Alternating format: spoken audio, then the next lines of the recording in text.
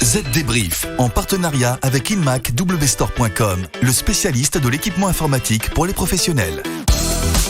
Bonjour à tous, nous voici de retour cette semaine pour un nouveau Z Débrief, votre podcast de la transition numérique. Bonjour Estelle. Bonjour David, bonjour à tous. Alors quel est le programme ? Eh bien cette semaine on va parler d'une mort annoncée qui pourrait bien envoyer des millions d'ordinateurs à la poubelle, celle de Windows 10.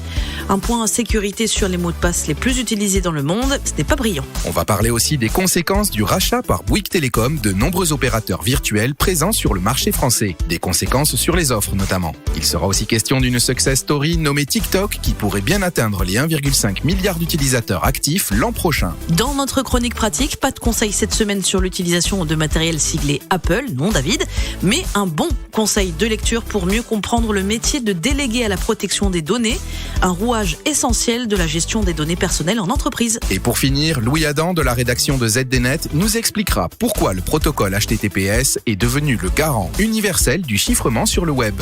Allez, le Z Débrief, c'est parti. Les dernières infos. Parlons donc du scandale qui se prépare du côté de Microsoft avec Windows 10. On le sait, dans moins de 4 ans, Microsoft va tirer le rideau pour Windows 10 après 10 ans d'existence. Rien d'exceptionnel dans le monde des systèmes d'exploitation où les versions plus performantes viennent remplacer constamment les anciennes. Mais là où ça pose un sérieux problème, c'est que les clients qui utilisent aujourd'hui Windows 10 ne pourront pas passer à Windows 11 faute de compatibilité matérielle. Alors que faire ? Alors il existe plusieurs solutions. D'abord, continuer à utiliser Windows 10 en espérant que tout se passe bien, ce qui est imprudent sans doute. Ensuite, mettre à la poubelle tout son matériel encore performant, mais c'est une hérésie bien sûr. Troisième option enfin, installer un système d'exploitation non Microsoft tel que Linux, mais peu de personnes dans les faits vont être tentées par cette aventure. Ou bien alors, quatrième option, ignorer les avertissements de Microsoft et passer quand même à Windows 11 avec le matériel utilisé pour Windows 10. Alors là, je vous préviens de suite, votre appareil risque de mal fonctionner en raison de ces problèmes de compatibilité. Vous l'aurez compris, il n'y a pas de solution magique pour l'instant. Microsoft va certainement devoir plancher sur un prolongement du support de Windows 10 parce que ça m'étonnerait que des millions de clients, voire des milliards, seraient OK pour renouveler leur matériel. Affaire à suivre donc. Une nouvelle étude nous apprend, Estelle, que nous ne sommes vraiment pas prudents concernant le choix de nos mots de passe. Oui, David, les mots de passe les plus couramment utilisés sont, il faut le dire, vraiment ridicules. Le podium 2021, 1, 2, 3, 4, 5, 6 pour la première marche, puis 1, 2, 3, 4, 5, 6, 7, 8, 9 pour la seconde, et 1, 2, 3, 4, 5 pour la troisième. Du grand n'importe quoi. Les chercheurs ont également constaté qu'un nombre stupéfiant de personnes aiment utiliser leur propre nom comme mot de passe. Viennent ensuite les mots liés aux goûts musicaux et sportifs, mais aussi les jurons, et enfin les thèmes animaliers. Ah, et oui, en France, le prénom Tiffany est très utilisé. Allez savoir pourquoi. En tout cas, ce sont les hackers qui se frottent les mains et dans les entreprises, les DSI tremblent. Allez, faites un petit effort. Ayez au moins un peu plus d'imagination. Estelle, je me suis laissé dire qu'un de vos mots de passe était le nom de votre animal de compagnie. Pas très original, vous non plus. Oui, mais rassurez-vous, je l'ai changé depuis que vous avez fouillé dans mes affaires, cher ami. C'est honteux, David, honteux. Parlons maintenant des conséquences du rachat par Bouygues Telecom de la filiale du Crédit Mutuel dédiée aux opérateurs virtuels. Le rachat date d'il y a 1 an, mais les choses sérieuses commencent maintenant. Oui, car les clients des opérateurs virtuels Énergie Mobile, Auchan Télécom, Cdiscount Mobile, CIC Mobile ou encore Crédit Mutuel Mobile sont en train de devenir des clients Bouygues Telecom. Les marques CIC Mobile et Crédit Mutuel Mobile disparaissent au profit de la marque Bouygues Telecom. Et ce, toujours via le réseau des 4200 agences bancaires du groupe Crédit Mutuel. Bref, l'opération a permis au groupe d'Olivier Roussat de récupérer les 2,1 millions de clients de ces deux opérateurs virtuels, mais aussi de densifier son maillage commercial pour commercialiser ses offres. Le groupe ambitionne du coup, dès l'an prochain, d'attirer 400 000 nouveaux clients mobiles et 80 000 nouveaux clients fibres. Et pour ce qui est des marques Énergie Mobile, d'Auchan Télécom ou encore Cdiscount Mobile, on ne sait pas encore quel sort leur réserve la nouvelle maison mère. Leurs clients sont des jeunes de 15 à 18 ans et des seniors attirés auparavant par des offres dédiées. Là aussi, une affaire à suivre. Pariez sur la modernité avec le Lenovo ThinkBook 14S Yoga. Choisissez la flexibilité sans la complexité avec cet ordinateur portable 2 en 1.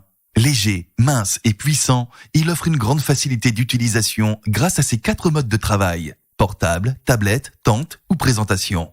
Polyvalent et épuré, c'est le compagnon de travail indispensable. Découvrez les Lenovo ThinkBook chez InmacWstore. Le chiffre marché. Le chiffre de la semaine, ce sont les 1,5 milliard d'utilisateurs actifs prévus sur TikTok en 2022, un record. Une chose est sûre, rien ne semble plus pouvoir arrêter le réseau social chinois. Et oui, le taux de croissance de TikTok est sans précédent, selon les analystes, qui rappellent qu'il aurait déjà atteint le 1,5 milliard si l'Inde n'avait pas interdit son utilisation en juin 2020. La clé du succès, l'algorithme qui propose un flux sans fin de contenu très adapté à vos centres d'intérêt et vos usages. Et plus on l'utilise, plus ce flux s'affine. Un algorithme qui disqualifie les plateformes rivales qui tentent désespérément d'imiter TikTok. Je veux bien sûr parler de Reels sur Facebook et Instagram, de Spotlight sur Snapchat ou encore des Shorts sur YouTube. Conclusion, si vous ne l'avez pas déjà fait, il est temps d'intégrer TikTok à votre stratégie marketing. Ça peut toujours être utile. Comme annoncé dans le sommaire, parlons maintenant du rôle du DPO, le délégué à la protection des données et Data Protection Officer en bon anglais.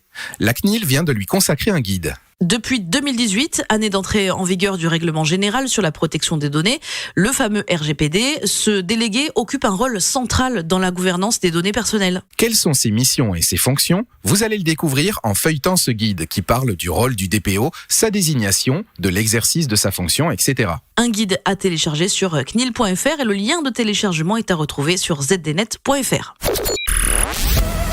Le zoom de la rédac.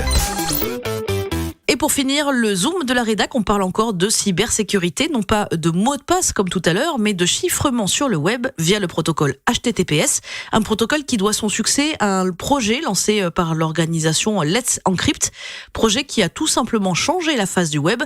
Et c'est Louis Adam, le spécialiste cybersécurité de la rédaction de ZDNet, qui nous raconte cette belle histoire. En un peu moins de 10 ans d'existence, ce projet a démocratisé le chiffrement sur le web. Son arme secrète pour y parvenir, proposer des certificats électroniques gratuits et de manière automatisée, et donc permettre à n'importe qui de chiffrer le trafic de ses sites web.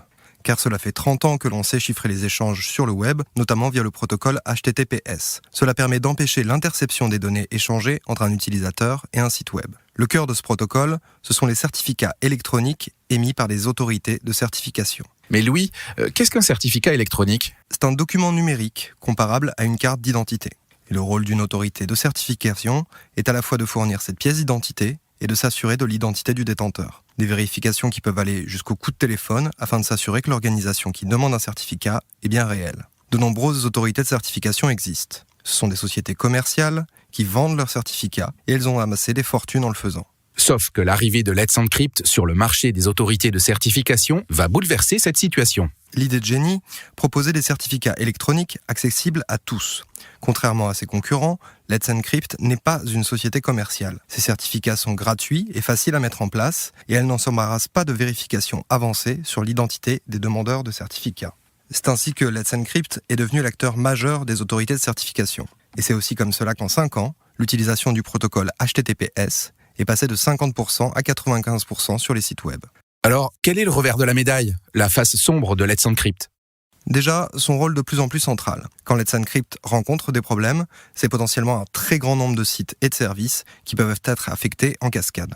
L'autre inquiétude, ce sont les usages malveillants. Comme Let's Encrypt ne vérifie pas l'identité de ses utilisateurs, la présence d'un de leurs certificats sur un site ne garantit pas grand-chose. Un site frauduleux peut tout à fait utiliser un certificat Let's Encrypt et se donner l'apparence d'un site sécurisé sans débourser un centime.